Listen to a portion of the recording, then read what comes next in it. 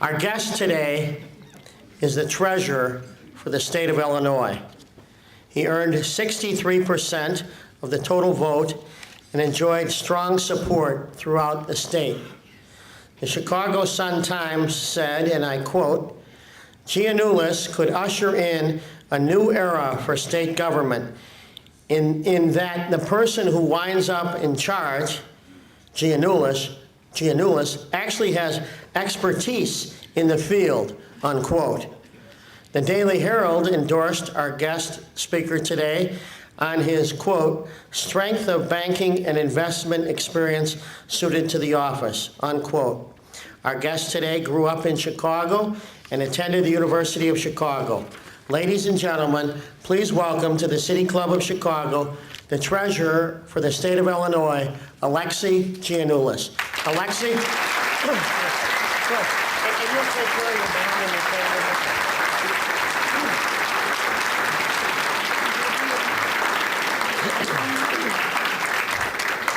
Thank you, Jay. Professor Green, thank you as well, with your wonderful sense of humor. I was on a radio show a couple Sundays ago, and before I went on the air, I was with a group of, it was a town hall meeting. Quite a few of the attendees were females, and they kept on saying, it's great what you did. We really love your mom. Your mom is really special. She's really sweet. Her genuineness kind of comes out through and through.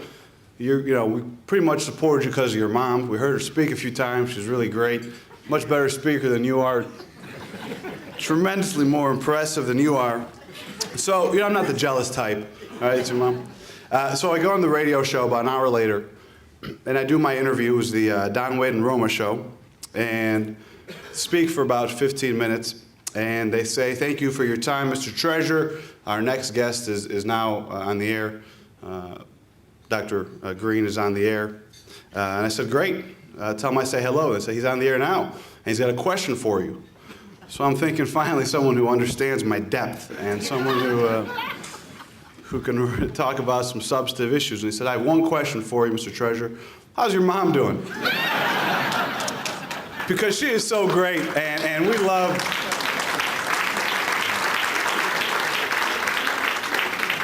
And I love it. Every time we had a debate, I spent most of the time talking to her instead of listening to you. And thank you for that vote of confidence.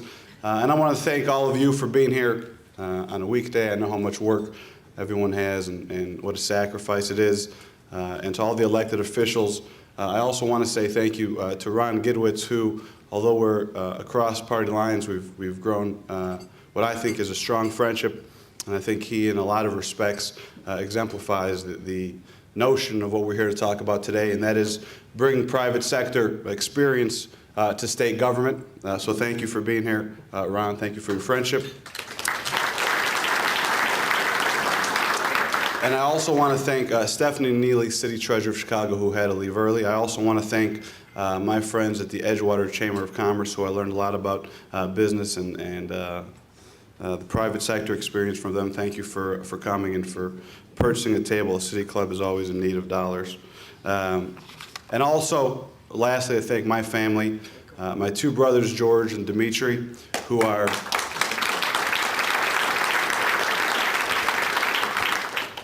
are always at every event of mine, are always there to support me, and I wish I could be half as supportive of what they do in their daily lives as they are of mine. And lastly, of course, Anna Giannoulias, the Deputy Treasurer of the state of Illinois.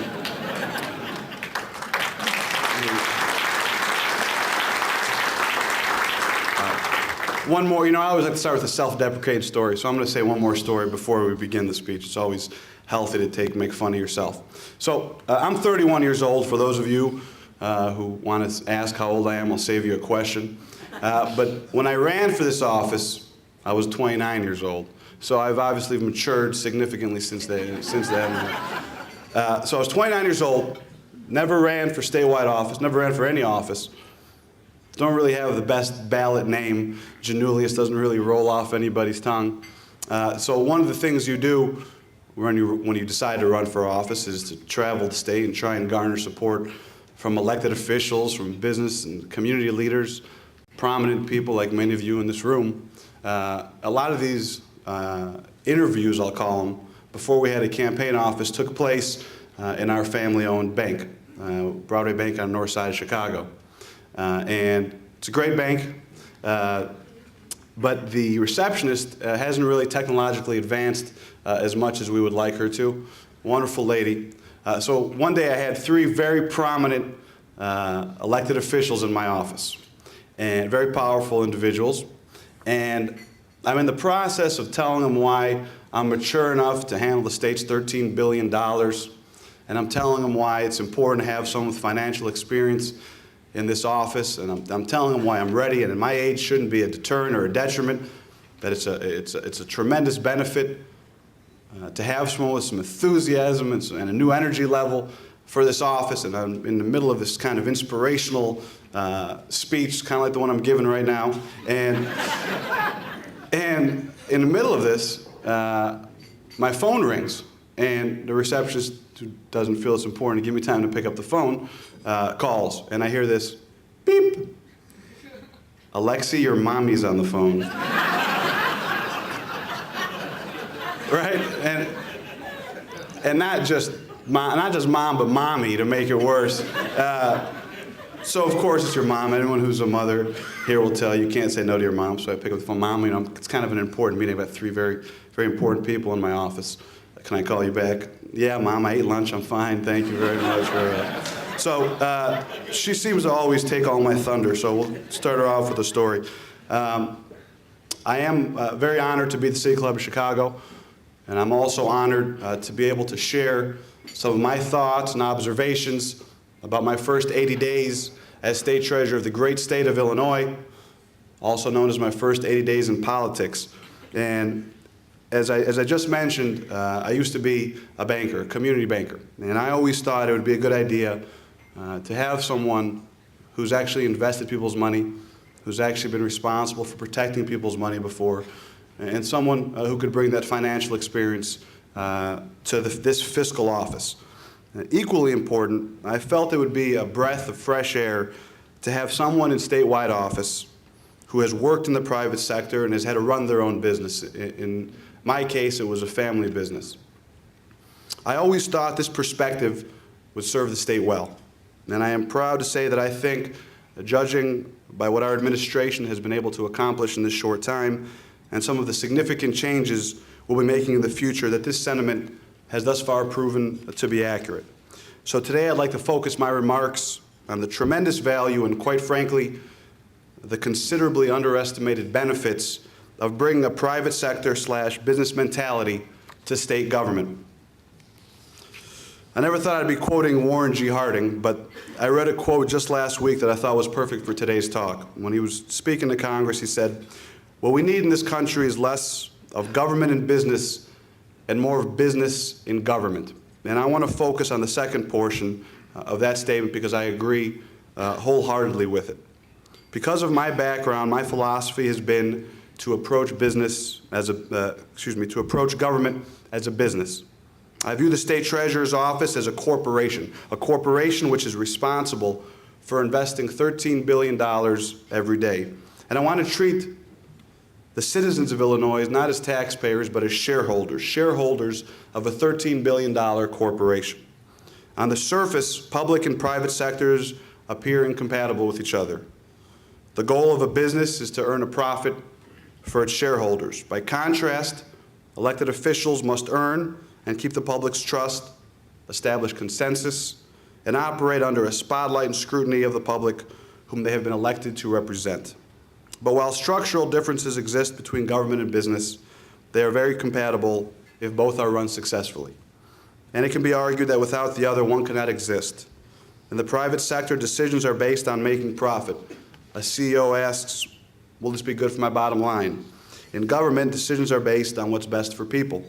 An elected official asks, is this the best way to spend taxpayer dollars, or how will this help my constituents?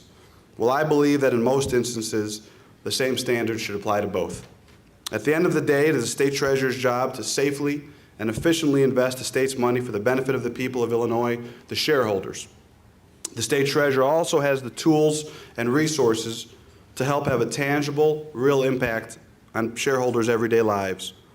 And I believe that we can do more to help communities in Illinois create jobs and promote financial viability. I learned many extremely valuable lessons working at the bank. As with almost any other business, we had to keep our expenses low, learn how to streamline services, cut excessive waste, work efficiently, bring creative ideas to the table, find a capable workforce, technologically advance the business in order to stay competitive in our market, and always find ways to do more with less.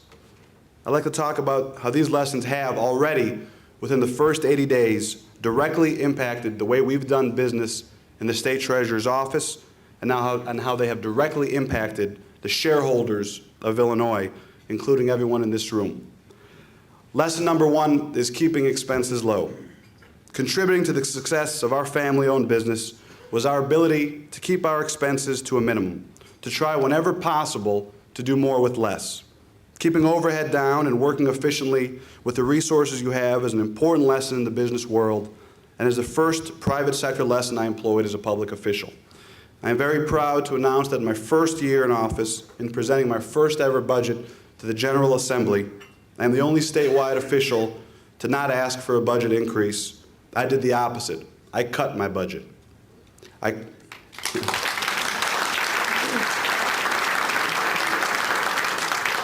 You know, with some of the challenges facing the state of Illinois and everyone pointing fingers and trying to find new sources of revenue and telling everybody else to cut programs, I thought it was important to lead by example.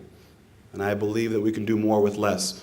So we cut $200,000 from our discretionary spending line on such things as we had $60,000 in parking spaces that we didn't know what they were attributable to. We had $40,000 in magazine subscriptions.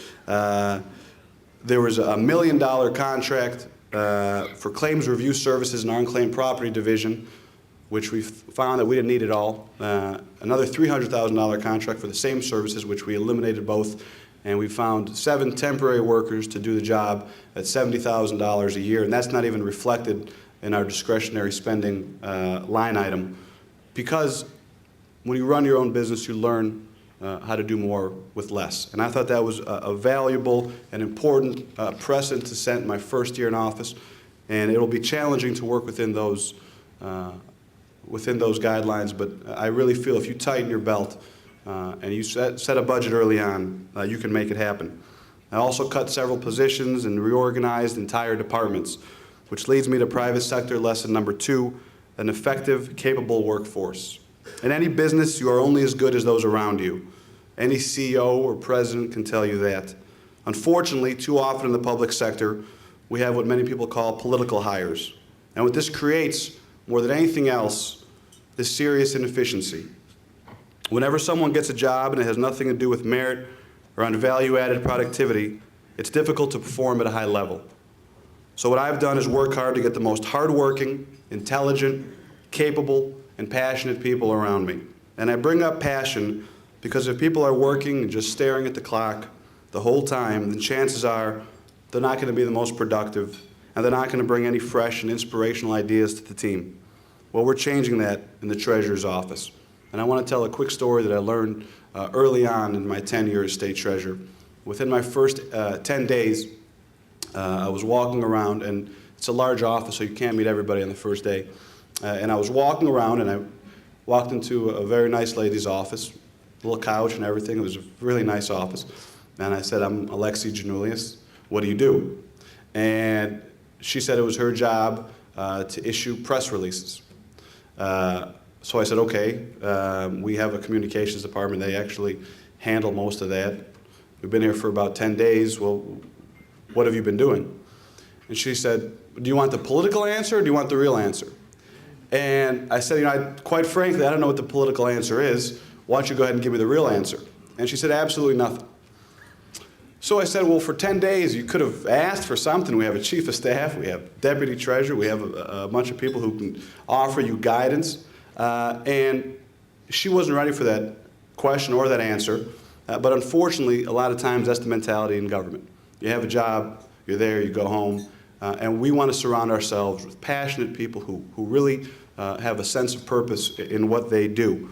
You see, one tremendous advantage I have over other elected officials in this regard is the fact that I was elected as somewhat of an independent. I was kind of the anti-machine candidate. And while that made the campaign trail extremely lonely at times, now that I'm in office, I don't have the pressures of hiring people who have done favors for me or put me in office. So if politician X calls and says, you owe me 2 jobs, I can kindly refuse if their qualifications don't fit the job description. And yes, it's not just in movies that politicos ask for patronage and jobs. I'll tell you one more brief story. After the primary, I met with a very prominent alderman whose name I won't divulge today. It's not Manny, so you're fine. And we spoke for about an hour and a half, and I told him about some of my goals for the state treasurer's office. Now I thought it could be a more proactive office and how we can do more for financial literacy and economic development in all parts of Illinois. And we spoke about how some of our goals were very much in line with each other's. And he said, I think you'll be a great leader. I think you have a great future ahead of you. I want to support you 100%. Whatever you need, I'm here. My ward delivers. I'll deliver for you, whatever you need. I mean, it's good, you know, when you have low self-esteem like me, it's nice to hear people say nice things about you. So things are going well. He's helped me out. And then 3 days before the election, or actually about 4 days before the election, I get a call, and it's the alderman who says, listen, I need 2 jobs. And I said, okay, you know, let's get in office. We'll see what happens. Send me the resumes, and we'll figure out. We'll see if we can do something, assuming they're qualified individuals.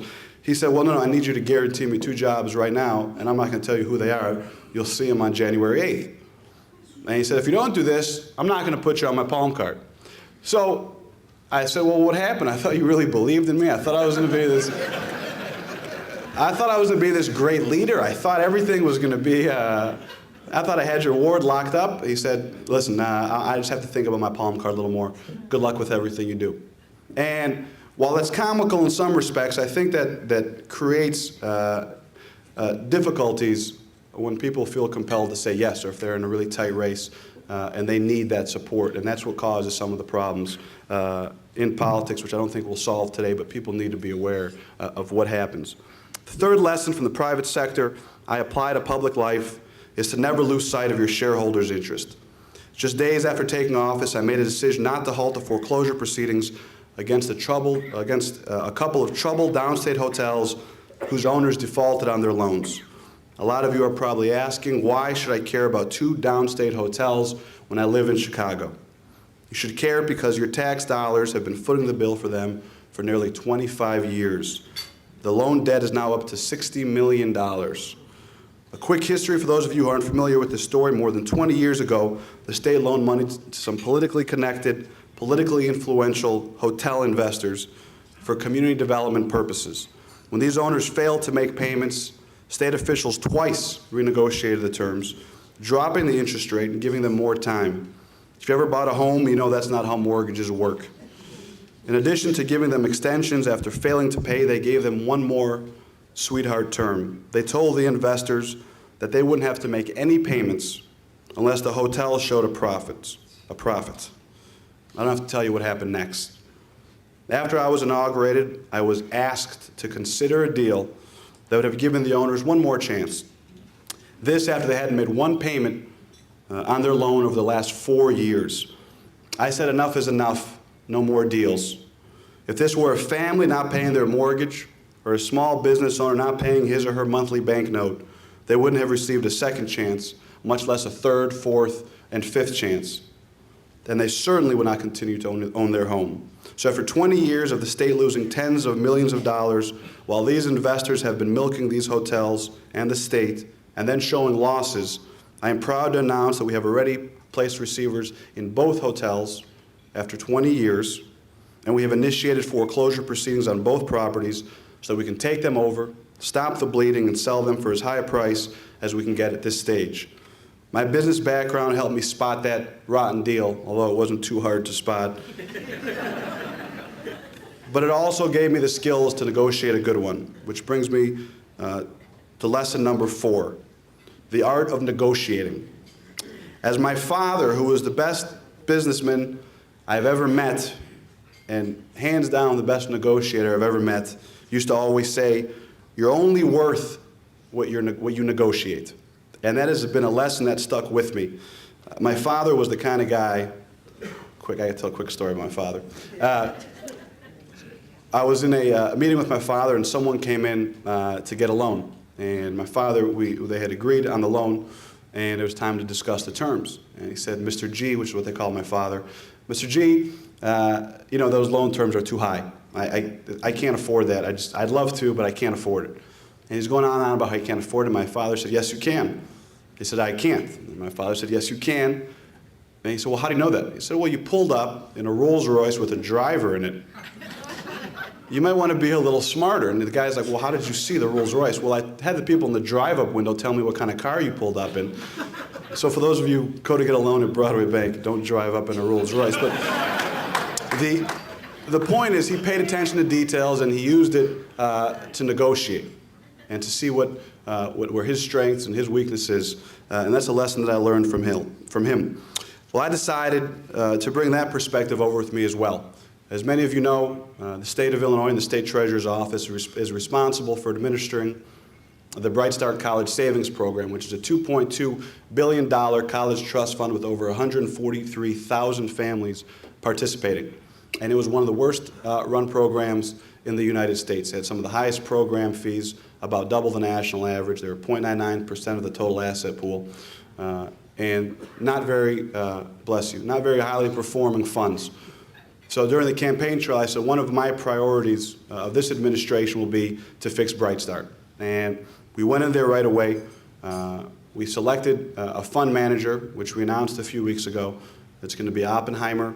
Funds will be the program manager of the actively managed funds. We also have introduced for the first time to the 143,000 families participating the option of investing in index funds, which is a key component. A lot of people want the consistency of index funds. We got them to team up through negotiating with Vanguard Index Funds, which is the most popular seller of index funds in the world. They actually invented the index fund. We're offering 3 different index funds. We increased the portfolio options from 7 to 21 options. So we offered better performing funds, more options, and we did all this by chopping the rate down. The rate was 0.99%. We cut it by more than a half. Our index funds alone will be charging anywhere from 0.19 to 0.21% to make it one of the cheapest, most affordable programs in the United States. And I think strongly that this will be the best 529 program in the United States, unequivocally.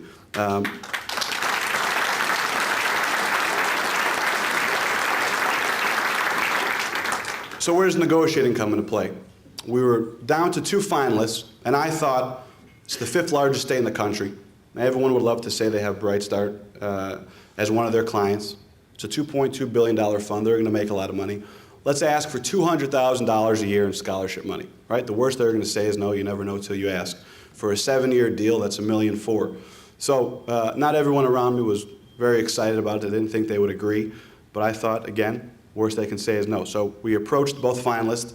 I told them what I would like to see them do without affecting price, without affecting the portfolio options. And within 4 hours, both of the fund managers agreed to fund $1.4 million in scholarships that we could administer however we liked. So of course everyone in the room was everyone in the room was excited, except for me, because as all of you know, should have asked for more, right. So a little upset with myself, and I say we need to ask them for $500,000 a year in scholarships. They'll say yes. We can get $3.5 million for some kids who never would have gone to college. This can be really great for those without resources to ever go to get a secondary education. So that one took a little more work, but I'm very proud to announce without affecting fees and without affecting any of the portfolio options, Oppenheimer has agreed to give us $3.5 million in scholarships.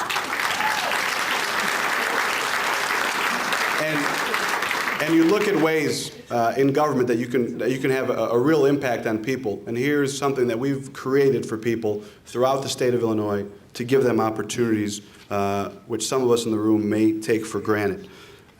Finally, there's another important private sector quality that's imperative for any public official. And that's accountability. I think we all agree that Illinois has suffered a black eye because of pay-to-play politics, and there's kind of this perception of scandal and pay-to-play politics in city and statewide politics.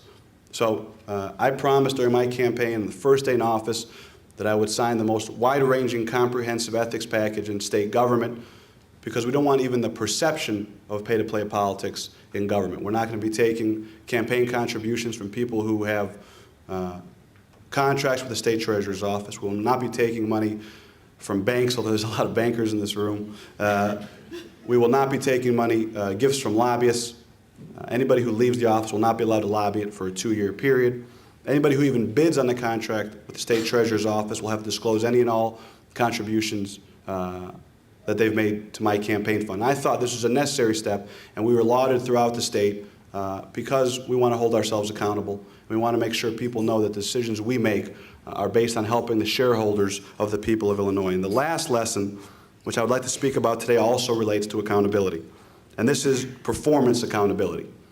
When I got to the state treasurer's office and we're looking at how we invest $13 billion, I noticed that there had never been any benchmarking or forecasting of the state's investments.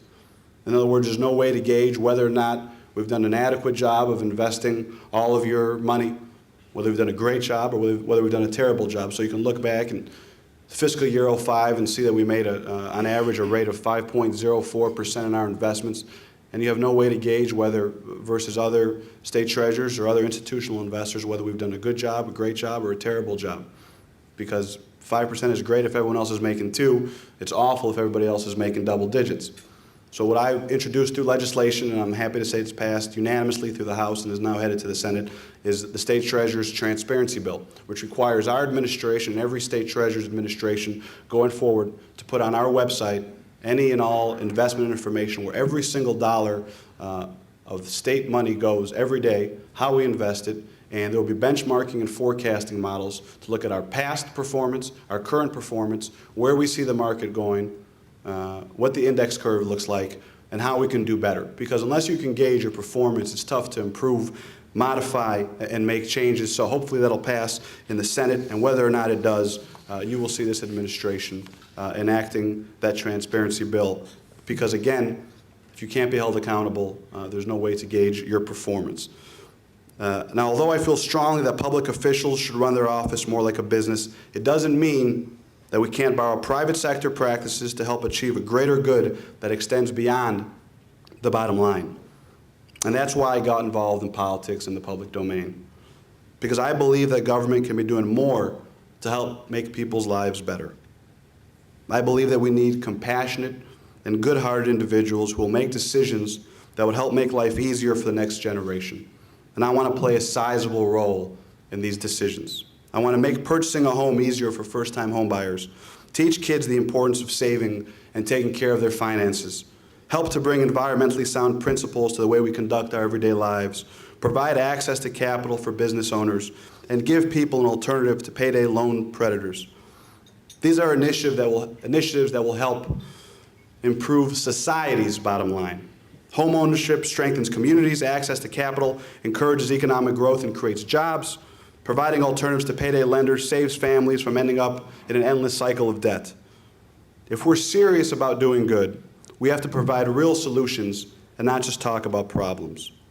And most importantly, we must embrace our roles as leaders and look constantly to improve through hard work, determination, resolve, and with a sense of purpose.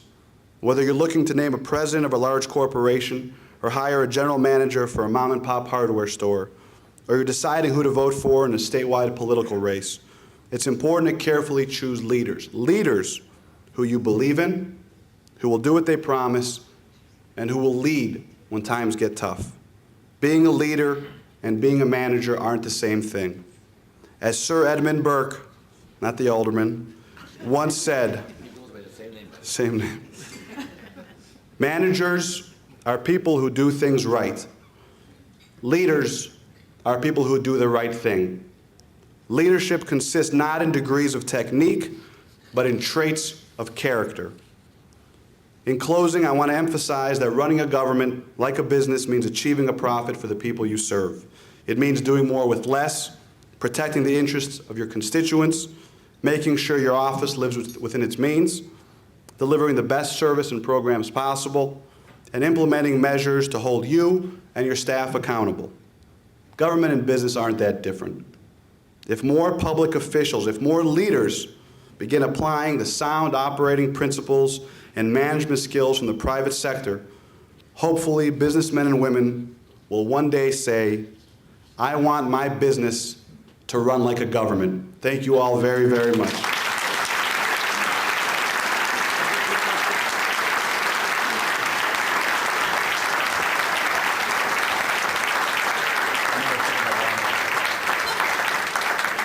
If you want to ask a question, get behind Ms. Posner, who always is first, but one slight correction, Mr. Treasurer, because there could be some spies here from WGN. Professor Green has never been on the Don and Roma show. It was Tom Peterson's show. I want that just in case Mother Tribune could be anywhere. Yes, Ms. Posner, ask your question. I just wanted to ask Alexi, since he is the most eligible, handsome man in the state of Illinois, how does Mom feel about not having grandchildren yet? What kind of pressure are you getting? Kathy, I knew I could count on a substantive question from you. I am proud to announce that she has a 10-month-old granddaughter, Celeste, who is the daughter of my brother Dimitri. I have pictures for you later. And I always thought you'd be a little more inconspicuous in hitting on me, Kathy.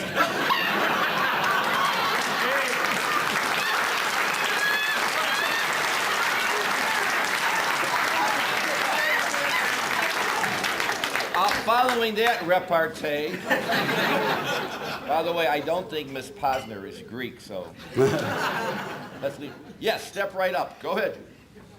I can't possibly top that question. My name is Judith Reese. I'm a member of the City Club, former trustee of the University of Illinois. I'd just like to know if the woman you spoke to when you were right after the election, who didn't know what she'd been doing for X number of days, does she still work for the Treasurer's office? And if so, what does she do? One of the challenges of government is they've created what they call coding.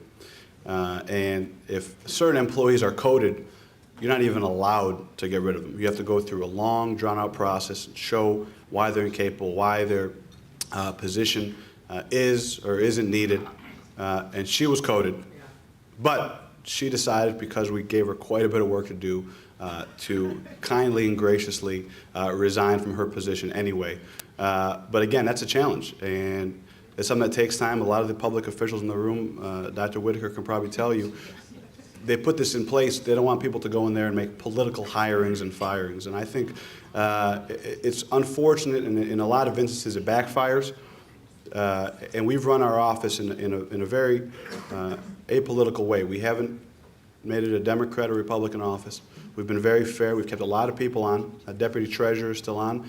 Our head of banking is still on. Our CFO, who's been there for 32 years, which always makes for an interesting interview when someone's been working there longer than you've been alive. But we've kept a lot of people in office. So to answer your question, she is no longer there. Jeff, brief advertisement.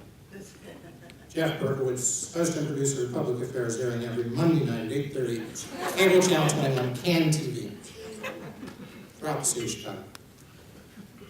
Treasurer Giannoulias, you said during the campaign that in addition to the responsibilities of the Treasurer's Office managing what you talked about here today, you said, I think, the Treasurer should engage the public and his colleagues on fiscal policy issues. So let me give you a short, in honor of Paul Green, Dr. Green, multiple choice question. Do you favor either A, governor's gross receipts tax, which will net about $7 billion, and you've been critical of it, but I haven't heard a yes or no on it.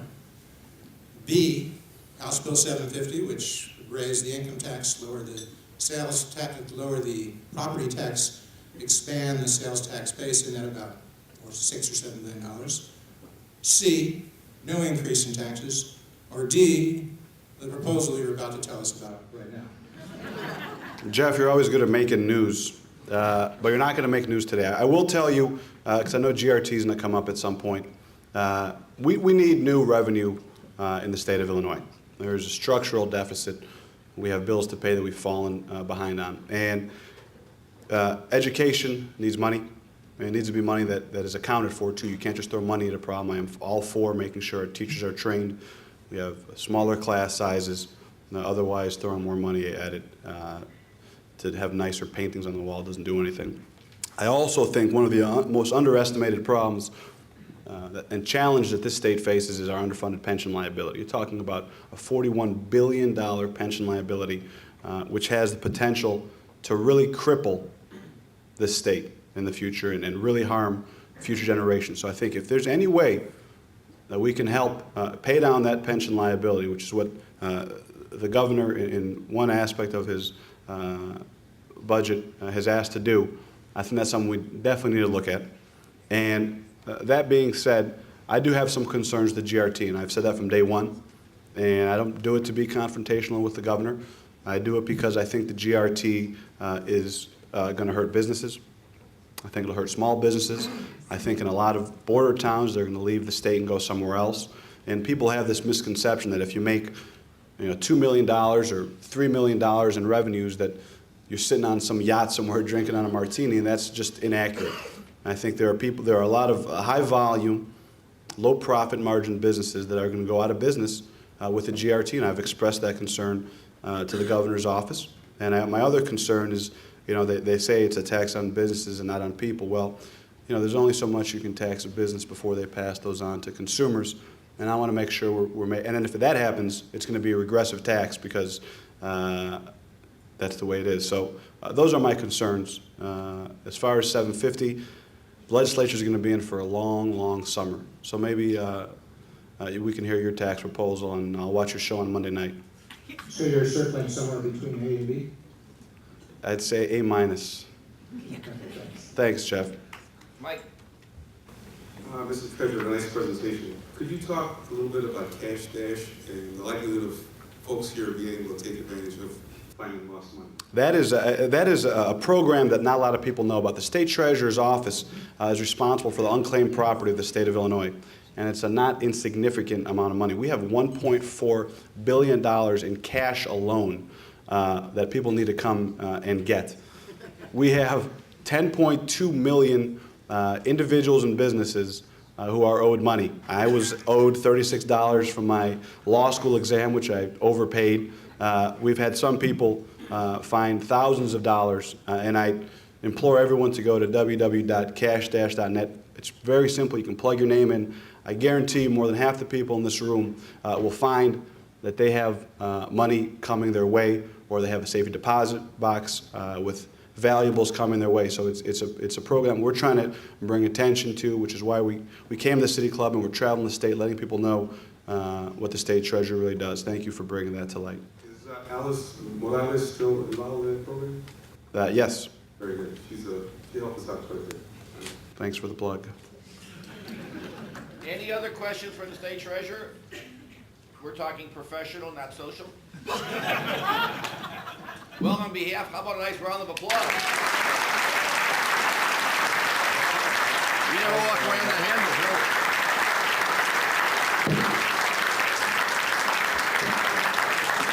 Mr. Treasurer, there's a cup in case the Cash Dash is slowing down. You can work that the street. A copy of the history of the City Club, and another one-year membership. It's 2 years. That's 2 years now. The third year. Thank you very much, Michael. You pay up. Nice round of applause. We are adjourned. Thank you.